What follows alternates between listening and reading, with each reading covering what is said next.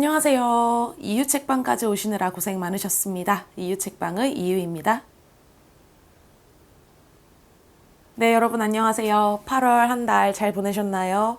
벌써 9월이 되었어요. 2022년이 이렇게 빠르게 지나갈 거라고는 생각도 못했었는데 이렇게 또 여차저차 벌써 9월이 되어버렸네요. 오늘 영상은요, 9월의 첫째 주 영상이 올라가는 날이면 어김없이 찾아오는 그 영상이죠.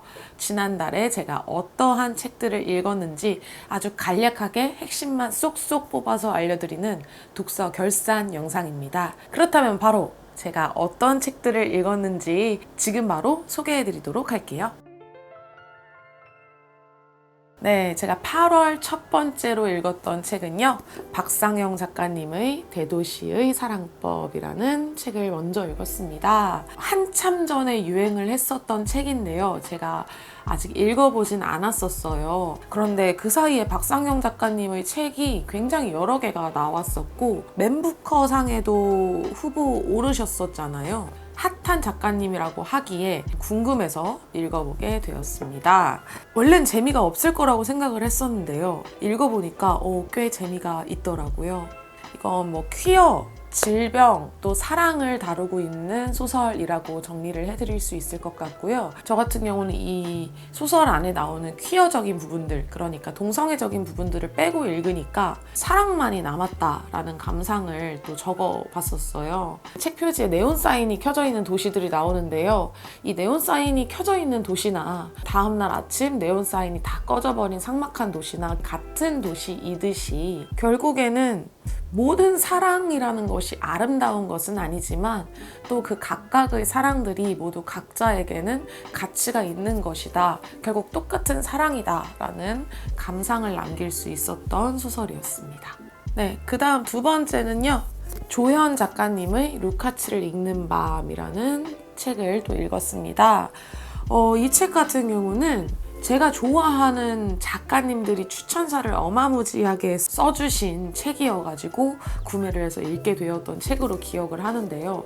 사실 읽고 나서는 괜히 읽었다 라는 생각을 좀 했어요. 책이 재미가 없다라기보다는 제가 가진 배경 지식이 굉장히 많이 부족해서 읽는데 많이 어려움이 있었다라는 좀 부끄러운 감상을 남길 수 있었던 책이었고요. 저희 수준이 낮음을 또 한탄하면서 앞으로는 저희 수준에 맞는 책들을 잘 찾아서 좋은 책들을 먼저 읽어야겠다라는 다짐을 할 수 있었던 책이었습니다. 네, 그 다음은 이디스 워튼의 순수의 시대라는 책을 또 읽었습니다. 이디스 워튼의 여름이라는 소설을 제가 예전에 한번 읽고 굉장히 마음에 들어서 같은 작가의 소설을 읽어봐야겠다라는 마음에 구매를 해서 읽게 된 책이었고요. 줄거리를 살짝 말씀드리면 아처와 메이 그리고 올렌스카 백작 부인의 삼각관계 이야기라고 생각을 하시면 될 것 같습니다. 파국으로 치닫을 거라고 생각을 했었던 소설인데 의외로 잔잔하고 평화롭게 끝나서 예상외로 마음에 들었던 소설이기도 하고요. 이 마지막에 아처라는 인물이 자신의 자녀들이 사는 세대의 달라진 가치관을 존중하면서 또 본인의 가치관을 고집하는 그런 장면들이 나와요. 근데 저는 또 그 부분이 굉장히 멋있게 느껴지기도 하더라고요. 그러면서 이런 가치라는 부분이 확실히 시간이 흐르는 것에 따라서 굉장히 많이 달라질 수 있는 부분이구나 라고 다시 한번 생각할 수 있었던 소설이었습니다. 네, 그 다음 책은 황상열 작가님이 지으신 닥치고 글쓰기라는 책을 읽었습니다. 이 책은 제가 블로그에 요즘 열심히 글을 쓰고 있는 거 아시죠? 글을 조금 더 잘 쓰고 싶어서 읽게 된 책이었고요.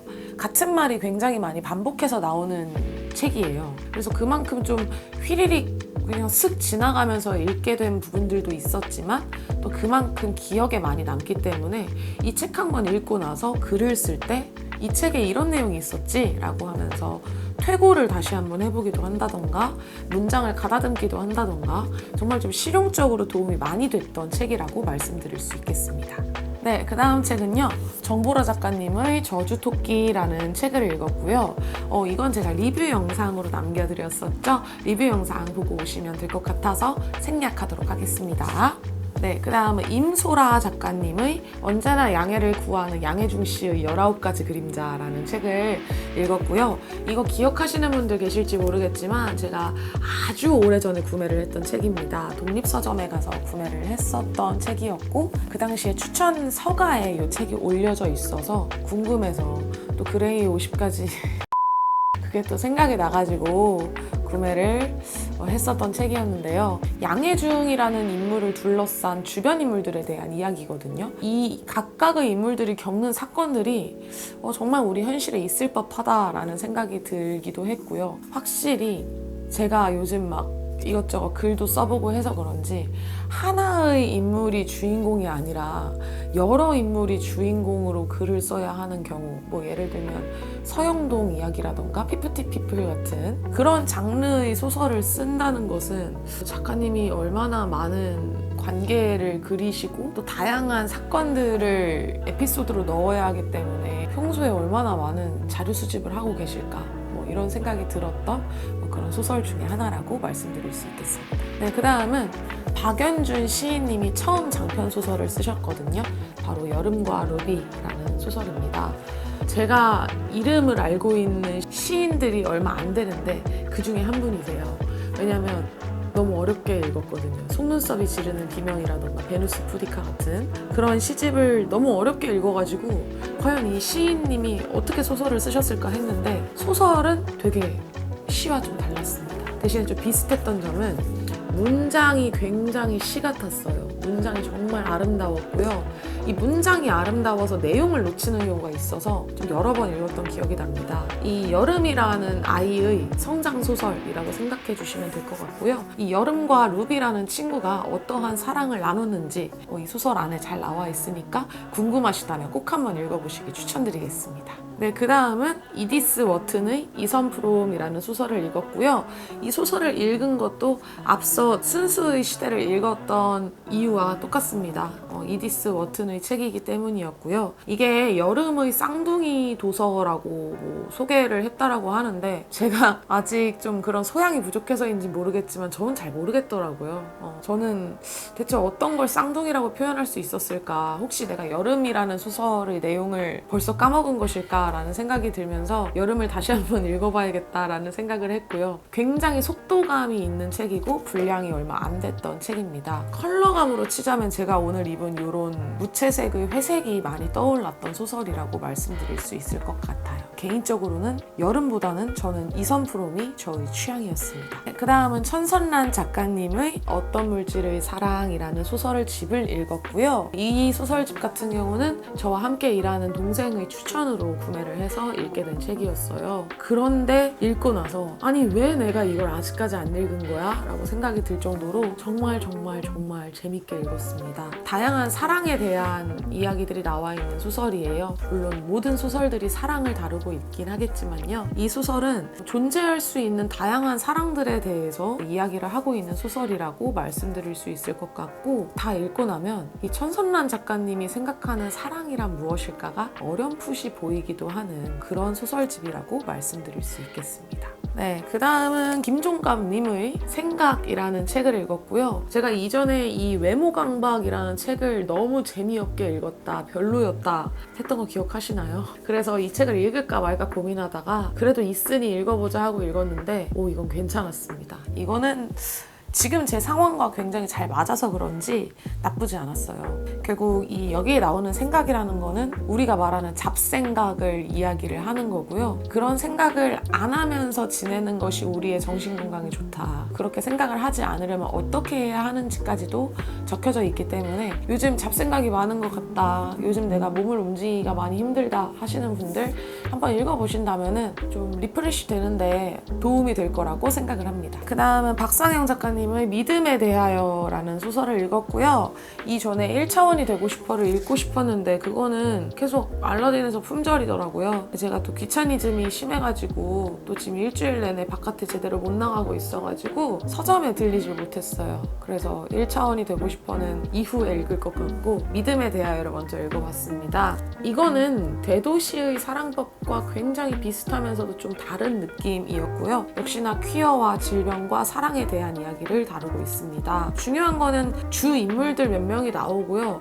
그 인물들의 믿음이 아무튼 반전으로 나와 있는 책이에요. 그래서 그 반전이 무엇일지 궁금하시다면, 믿음이라는 게 무엇인지 궁금하시다면 한번 읽어보셨으면 좋겠습니다. 정말 재미있었던 소설이에요. 네, 그 다음은 윤혜서 작가님의 움푹한이라는 소설을 읽었고요. 요거 굉장히 표지가 예뻐서 구매를 해서 읽게 되었는데요. 책 내용은 정말 난해했습니다. 이게 무슨 내용이지? 이게 시일까? 소설일까? 이게 어떤 장르일까? 이러면서 읽었지만 결국 소설의 구조를 띠고 있는 어둡다라면 어두울 수 있는 느낌의 소설이고요.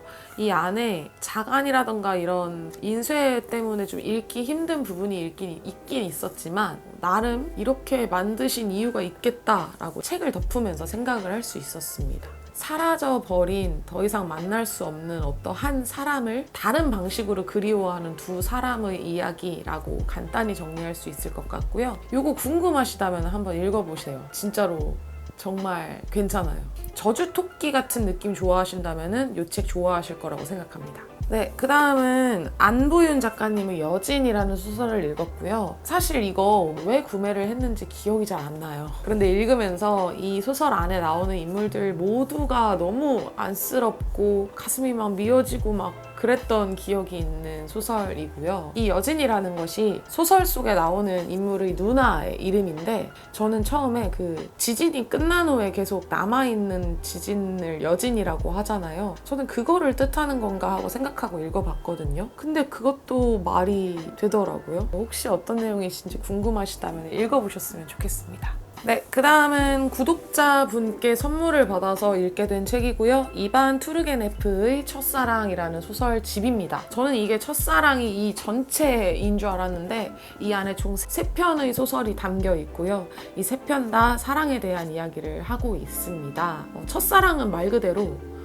청년 시절, 청소년 시절, 어린 시절 우리가 한 번쯤은 겪어봤을 첫사랑, 그리고 그 첫사랑의 실패의 아픔을 잘 표현하고 있는 소설이고요. 그 다음 귀족의 보금자리 같은 소설은 우리 시대로 따지자면은 사람들의 눈 또는 나의 위치, 내가 잃을 것이 너무 많아서 이런 것들로 인해서 사랑을 쉽게 시작하지 못하는 사람들, 그런 장애물 때문에 사랑을 하지 못하는 내용, 이렇게 보시면 될 것 같고, 무무라는 소설이 또 있는데요. 그거는 사람에 대한 사랑이라기보다는 동물에 대한 사랑 또는 다른 어떠한 것, 모든 것들에 대한 사랑에서 내가 이 사랑하는 것을 죽여야만 하는, 사랑하는 것이 죽어가는 것을 보아야만 하는 그런 것에 대한 아픔을 적어내고 있는 소설입니다. 결국 모든 사랑에 대한 이야기라고 말씀드릴 수 있겠네요.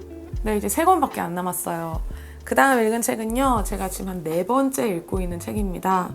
김진영 철학가님의 아침의 피아노라는 책이고요. 제가 생각이 너무 많다 보니까 마음이 소란스러워서 책에 집중하기가 힘들더라고요. 아침의 피아노는 아시겠지만 짧은 단상들로 이루어져 있는 책이에요. 그래서 조금씩 마음 가는 대로 읽고 독서 노트에 적어가면서 정말 치열하게 읽었던 책이라고 말씀드릴 수 있을 것 같습니다. 제가 지금 제대로 보여드릴 수는 없지만 이걸 한 4번 정도 읽었어요. 그래서 지금 다른 색깔의 마스킹 테이프와 위에 아래가 다 접혀져 있고 지금 이 앞이 너덜너덜해질 정도인데요. 근데도 계속 손이 갈 것 같아서요. 이제는 아침의 피아노 전용 독서 노트를 하나 만드는 게 좋지 않을까라는 생각을 또 한번 해봤습니다. 읽을 때마다 새로운 부분이 눈에 들어와요. 내가 어떠한 상태인지에 따라서 굉장히 다른 문장들이 마음에 와닿고 생각할 수 있기 때문에 꾸준히 옆에 두고 읽을 수 있는 책이라고 생각을 했습니다. 네, 그 다음은 마스이에 마사시의 여름은 올해 그곳에 남아라는 소설을 읽었고요. 분량이 꽤 되죠. 저도 읽으면서 이거 굉장히 힘들겠는데 했는데 그래도 생각보다 빨리 읽었습니다. 건축이라는 소재를 통해서 우리의 기억이 어떻게 우리에게 남아있을 수 있는지에 대해 이야기를 하는 소설이다 라고 말씀을 드릴 수 있을 것 같고요. 영화 리틀 포레스트 같은 감성 좋아하신다 그러면 이 책 아주 좋으실 거라고 장담할 수 있습니다. 그만큼 좀 잔잔하게 흘러가는 소설이에요. 마지막 도서입니다. 드디어 읽었습니다. 알베르 카뮈의 이방인이라는 책을 읽었고요. 제가 이걸 드디어 읽었어요. 어떻게 이걸 안 읽을 수 있나 자책을 하면서 읽으면서도 왜 이걸 내가 아직까지도 안 읽었을까? 왜 중고등학교 때도 안 읽었지? 이런 의아함이 들었던 책이었고요. 간단히 제가 느낀 감상을 말씀드리자면 결국에 우리는 내가 나라고 하는 모든 것들이 남들이 바라본 이미지들로 형성이 된 게 아닐까라는 생각을 하면서 결국에 나는 나에게 있어서 가장 먼 이방인이 아닐까라는 생각을 좀 했어요. 재판을 하는 과정에서 주인공을 메르소를 빼고 나머지들이 이제 그 죄에 대해서 이야기를 나누잖아요. 막상 그 죄를 저지른 메르소는 한마디 말도 하지 못하고 저는 그 장면이 너무 답답하고 미칠 것 같고 해서 마지막에 이 메르소가 결국에 자신의 속마음을 우다다다다다 털어놓을 때 굉장한 희열을 느낄 수 있었던 소설이었다라고 말씀을 드릴 수 있을 것 같아요.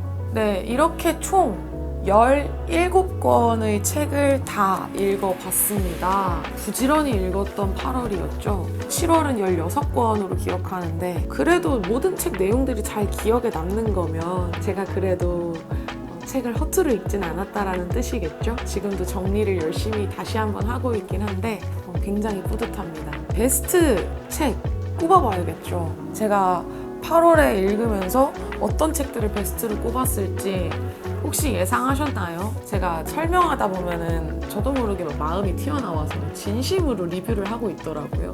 아마 눈치채셨겠지만 첫 번째는 김진영 철학자님의 아침의 피아노, 요거를 베스트로 한번 꼽아볼 거고요. 두 번째 베스트, 요것도 좀 예상하시겠죠? 정보라 작가님의 저주토끼입니다. 재미가 있었고요. 그러니까 리뷰를 남겼습니다. 월말결산이 나오기도 전에 리뷰를 남겨버렸어요. 정말 재밌습니다. 그리고 마지막은 좀 애매하실 수도 있는데요. 제가 꼽아봤습니다. 마스이에 마사시의 여름은 올해 그곳에 남아입니다. 제가 리틀 포레스트 영화를 정말 좋아해요. 어제도 봤고 지금 한 6번, 7번 넘게 돌려본 것 같은데 그 감성이 아주 많이 들어있는, 녹아있는 소설이어가지고 읽으면서 굉장히 마음이 편안하다? 그런 느낌을 받아서 베스트로 한번 꼽아보게 되었습니다. 네, 그래서 오늘 총 17권의 책과 저희 베스트 3권 이렇게 같이 한번 소개를 시켜드려 봤고요. 제가 지금 아직 몸이 회복이 제대로 안 돼서 중간에 영상이 자꾸 끊기는 부분들도 있었을 거고 목소리가 많이 듣기 불편하셨을 수도 있을 것 같아요. 얼른 몸 관리 빨리 해가지고 건강한 모습으로 돌아오도록 하겠습니다. 오늘 영상 끝까지 봐주셔서 너무너무 감사하고요. 영상 즐거우셨거나 읽어보고 싶으신 책이 있어서 장바구니에 담기까지 하셨다면 좋아요하고 구독하고 알람 설정까지 부탁드릴게요. 그러면 모두들 조심히 내려가세요.